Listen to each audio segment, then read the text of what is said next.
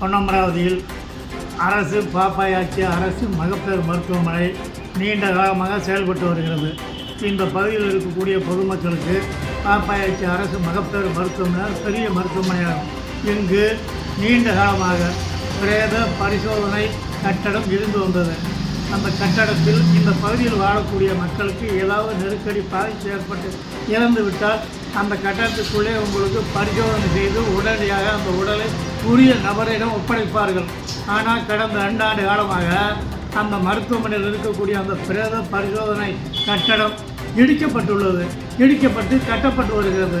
ஆனால் 2 ஆண்டு காலமாக கட்டப்பட்டு வருகிறது.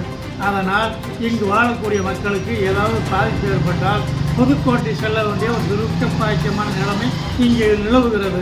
எனவே தமிழ்நாடு அரசு, மாண்புமிகு தமிழகத்துடைய அரசு உடனடியாக பாப்பாயாச்சி அரசு மருத்துவமனையில் பிரேத பரிசோதனை கூடத்தை கட்டி கொடுத்து இங்கே பிரேத பரிசோதனை நடத்த வேண்டுமாறு தமிழ்நாடு அரசை கேட்டுக்கொள்கிறேன். உங்கள் பேர்? என் பேர் ஏனாதி ஏஎல் ராஜு.